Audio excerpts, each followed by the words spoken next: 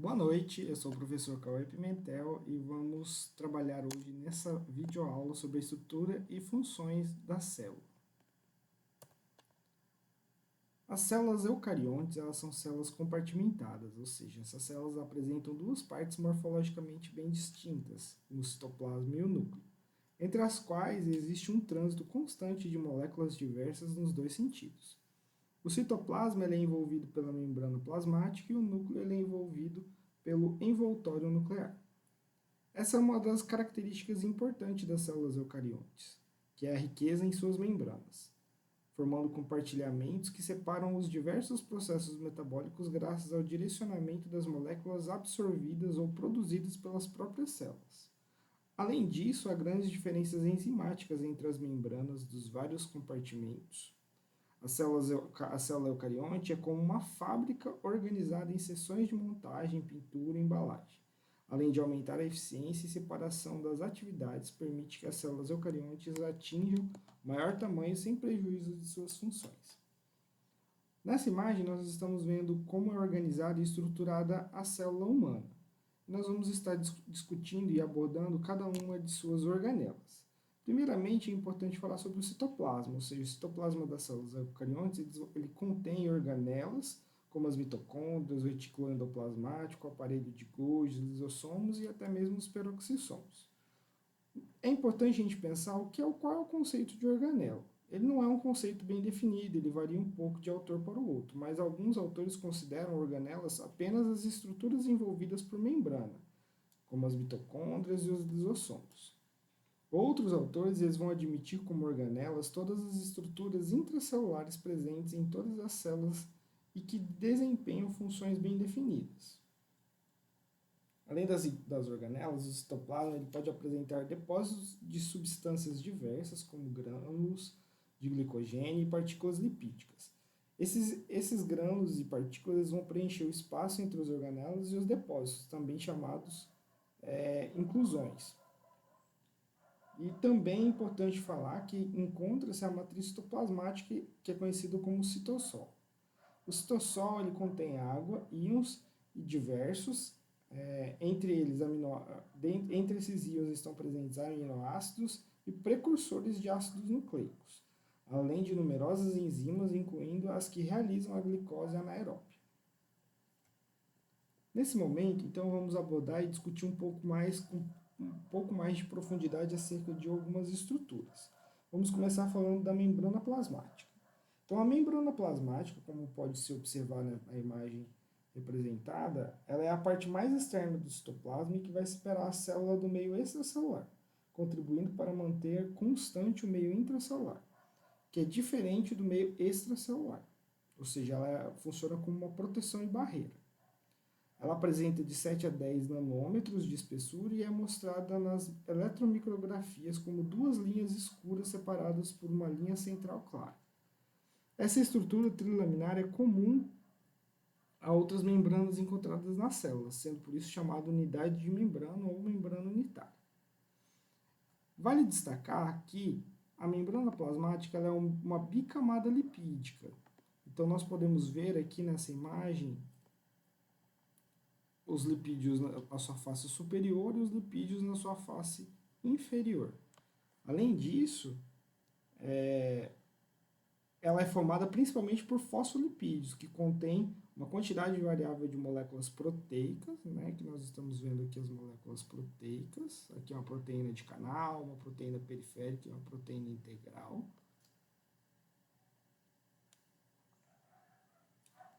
Mais numerosas nas membranas com maior atividade funcional, que são essas proteínas demonstradas. O folheto externo da bicamada lipídica da membrana plasmática apresenta muitas moléculas de glicolipídios, que estão representadas aqui. Então, são as moléculas de glicolipídios.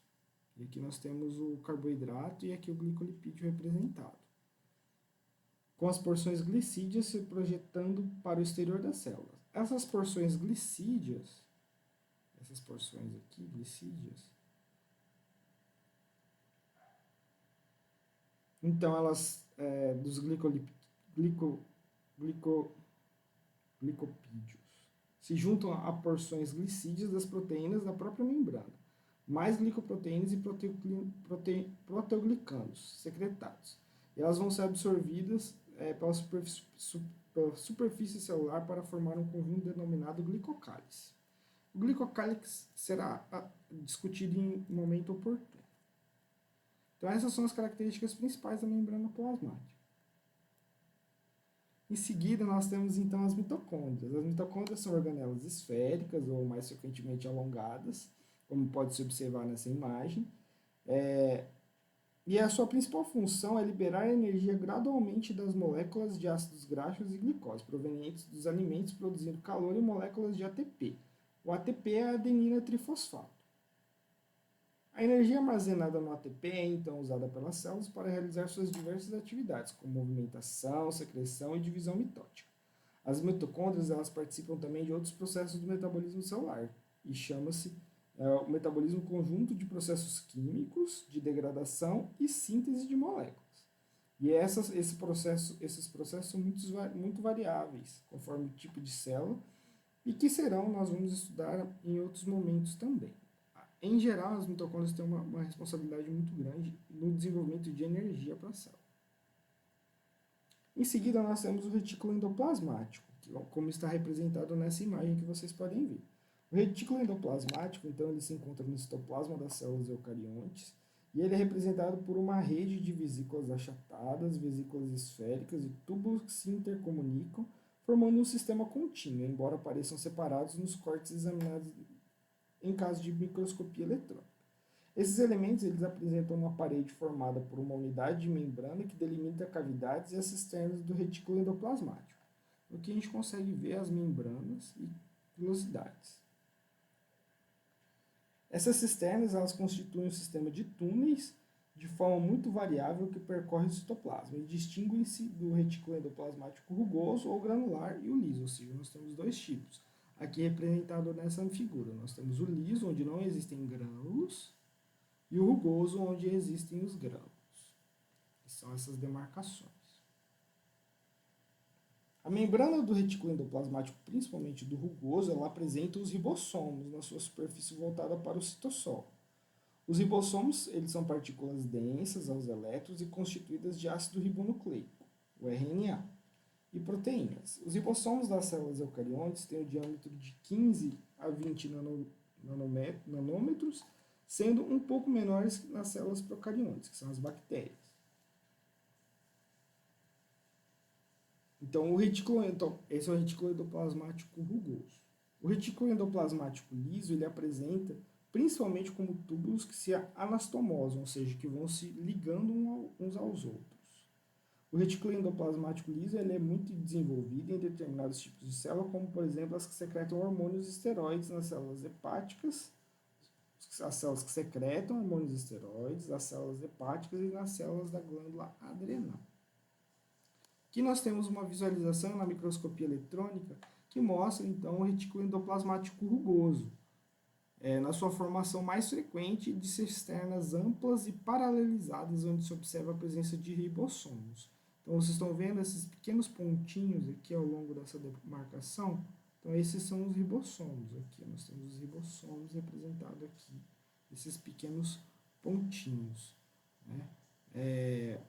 Em seguida, nós podemos ver aqui a carioteca, que nós vamos falar mais para frente, e o núcleo representado aqui nessa imagem. Aqui nós temos uma vesícula de secreção. Essa indicação. Em seguida, então, nós temos o aparelho de Golgi. O aparelho de Golgi ele é uma organela também conhecida como zona ou complexo de Golgi.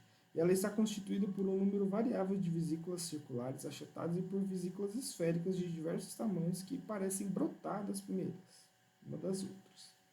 Em muitas células, o aparelho de Golgi localiza-se em posição constante, quase sempre ao lado do núcleo. Em outras células, ele se encontra disperso pelo citoplasma. Então, essa não é uma característica única.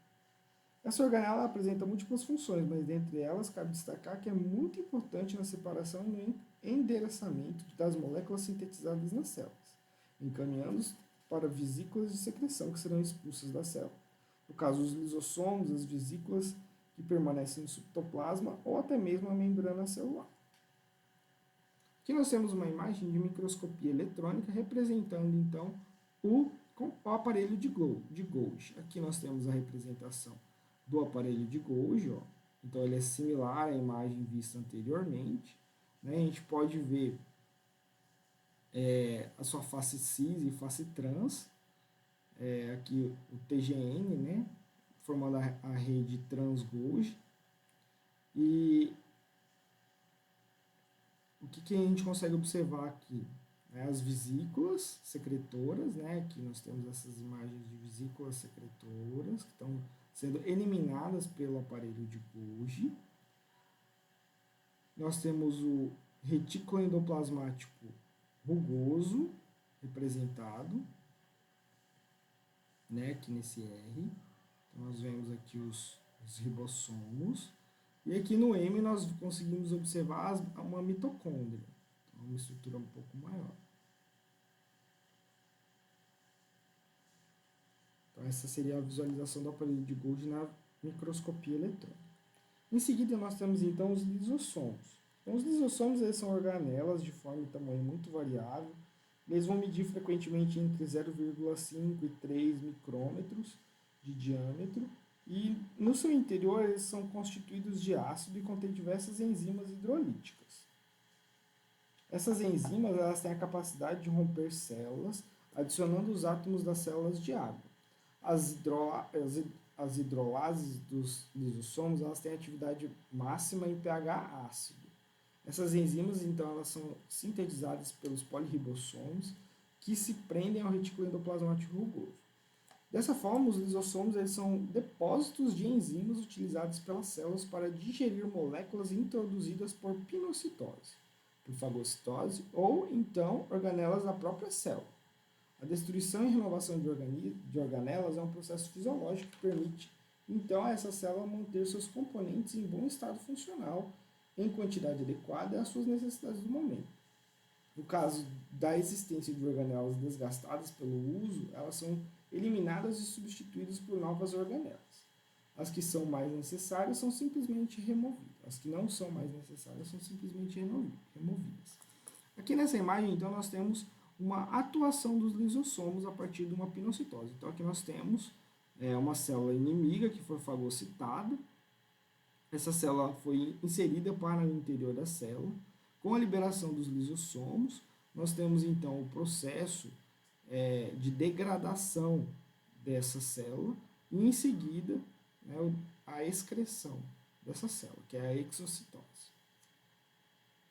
Aqui nós temos a anatomia do lisossomo, onde mostra sua membrana, as proteínas de membrana também, e inserida nele a mistura de enzimas hidrolíticas. Ainda é importante destacar acerca do núcleo.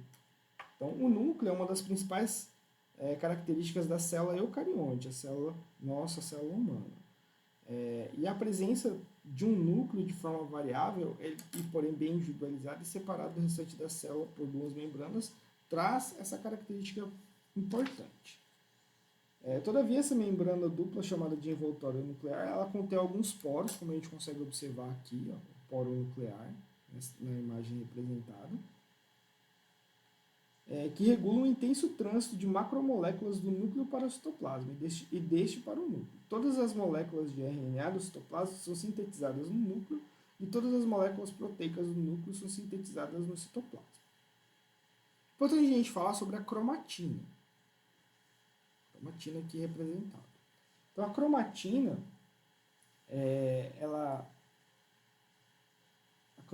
ela contém grânulos de tamanho variável e de forma irregular, que se coram intensamente por corantes básicos no momento da visualização. Então, esse material constitui-se de grânulos e foi chamado de, principalmente, ele tem seu nome de cromatina. Atualmente, sabe-se que a cromatina é constituída pelo DNA, o ácido desoxirribonucleico, associado a algumas proteínas. As células eucariontes, em comparação com as células procariontes, contêm uma quantidade muito maior de DNA que apresenta grande complexidade, estando associada a diversas proteínas como estomas. Em seguida, nós temos a avaliação do núcleo. Quem que é o núcleo? Aqui nós temos a apresentação do núcleo. Os núcleos, eles são corpúsculos, em geral, esféricos, geralmente visíveis nas células vivas, examinados ao microscópio. Os núcleos, eles contêm grande quantidade de ácido ribonucleico, que é o RNA, e de proteínas básicas, ao lado de pequena quantidade de DNA. Geralmente, então, os núcleos eles são basófilos, em razão do RNA, que se cora por corantes básicos. Contudo, os que apresentam elevado teor de proteínas básicas, que têm afinidade pelos corantes ácidos, são os acidófilos. Isso é importante no momento de visualização microscópica dos núcleos. A referência utilizada para a construção dessa aula foi o livro do Junqueira e Carneiro, Biologia Celular e Molecular, na sua nona edição, que nós temos disponível na biblioteca. Abaixo, eu utilizei e achei interessante compartilhar com vocês o link do Atlas Digital de Biologia Celular da Universidade Federal do Rio Grande do Sul. Então, esse link vocês conseguem visualizar essas imagens de microscopia eletrônica e outras para o estudo posterior. Como atividade orientada, eu deixo como leitura o capítulo 1 do livro Biologia Celular e Molecular do Junqueira e Carneiro, porque ele contém uma leitura com um pouco mais de profundidade. Lembrando que essa aula corresponde à unidade 1, seção 1 do nosso livro didático, e na nossa próxima aula nós vamos abordar a unidade 2, a unidade 1, seção 2 e 3. Uma boa noite a vocês e até a próxima.